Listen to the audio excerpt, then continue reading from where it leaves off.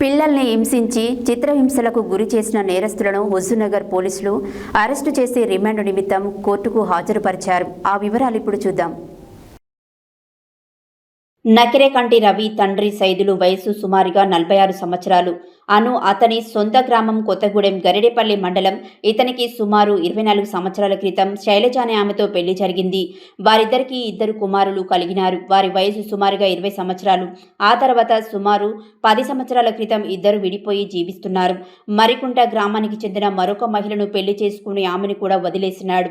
ఆ తర్వాత రవి నర్ర పాపయ్య కూతురు అయిన ఇందు అలియాస్ అఖిల ఆమెను సుమారు 4 సంవత్సరాల క్రితం రెండో పెళ్లి చేసుకున్నాడు.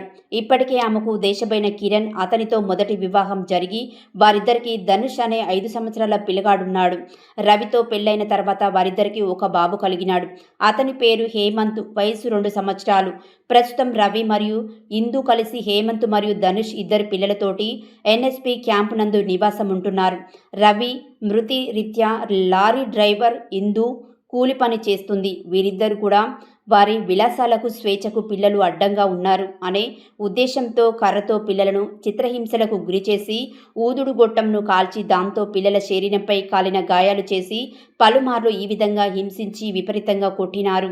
ఇట్టి చిత్రహింసలకు పిల్లలు తట్టుకోలేక ఎంతో ఏడ్చిన నేరస్తులు వారిని వదిలిపెట్టకుండా హింసించడం వలన శరీరంపై కాలిన గాయాలు అయినాయి. అంతేకాకుండా చిన్న పిల్లవాడైన హేమంత్ కుడిచేయి మణికట్టు వద్ద విరిగినది. ఇట్టి విషయం గమనించిన వారి ఇంటి పక్కన వాళ్ళు 100కు ఫోన్ చేసి పోలీస్ వారికి తెలియజేయడం ద్వారా అక్కడకు వెళ్లి విచారణ చేసి ఐసీడీఎస్ వారికి సమాచారం ఇచ్చి వారి విచారణ అనంతరం ఐసీడీఎస్ ఇన్ఛార్జ్ అయిన నిర్మల ఫిర్యాదు మేరకు Huzurnagar SI CH Naresh case నమోదు చేసి గాయాలతో ఉన్న పిల్లలను హాస్పిటల్ నందు వైద్యం చేయించి ఆ తర్వాత వారి యొక్క సంరక్షణ నిమిత్తం చైల్డ్ వెల్ఫేర్ కమిటీ సూర్యాపేట వారికి బాలల రక్షణ భవన్ అప్పగించనైనది. ఈరోజు నేరస్తులను పట్టుబడి చేసి వారి నుండి పిల్లలను హింసించుటకు వాడిన ఇనుప ఊదుడు గొట్టం, ఒక కర్రను స్వాధీనపరచుకునే నేరస్తులను కోర్టు వారి ముందు రిమాండ్ నిమిత్తం హాజరుపరచనైనది.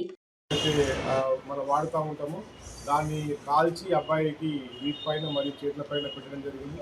అదేవిధంగా చిన్న చిన్న ఫైల్స్ ఉన్నాయి, సిగరెట్ తాగి పెట్టిన ఫైల్స్ ఉన్నట్టు కూడా మనకు మెడికల్ రిపోర్ట్లో రావడం జరిగింది.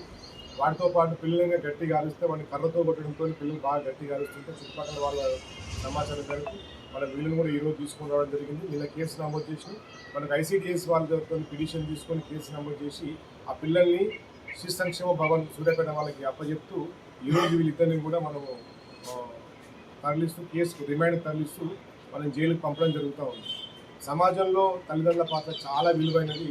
అలాంటి తల్లిదండ్రులే పిల్లలపైన కర్కశంగా కఠినంగా వివరించడం అనేది చాలా బాధాకరం. కాబట్టి సమాజంలో ఇలాంటి జరగకూడదని చెప్పని కోరుకుంటూ వీళ్ళకి తగు చర్య నిమిత్తమై శిక్ష పడాలనే ఉద్దేశంతో వీళ్ళని కోర్టుకు పంపడం జరుగుతాం.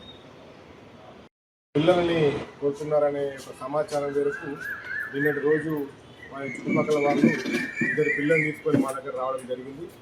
ఆ పిల్లల్ని విచారిస్తే వాళ్ళ పైన ఒంటిపైన కాళ్ళ గాయాలు మనకు ఉన్నాయి.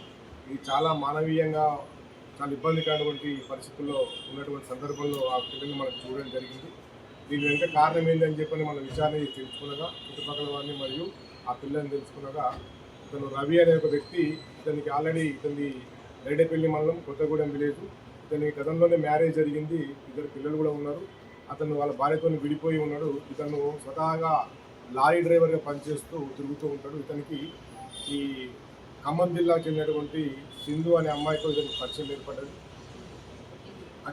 అది హిందూ అనే సంబంధం ఏర్పడింది.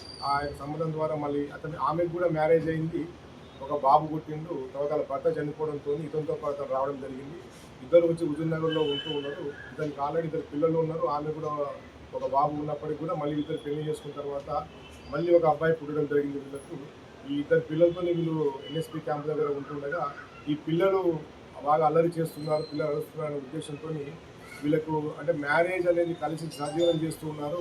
ఇక్కడ మ్యారేజ్ అనేది లేకపోతే అటాచ్మెంట్ వీళ్ళ మధ్య లేకపోవడంతో ఆ ప్రభావాన్ని అంటే వీళ్ళు కొంచెం తాగుడుతూ జులాయిగా ఉండడం వల్ల ఆ ప్రభావాన్ని పిల్లల మీద చూపిస్తూ వాళ్ళు ఏడ్చినా ఏం చేసినా కూడా పిల్లల్ని కొట్టడం అనేది స్టార్ట్ చేసినారు.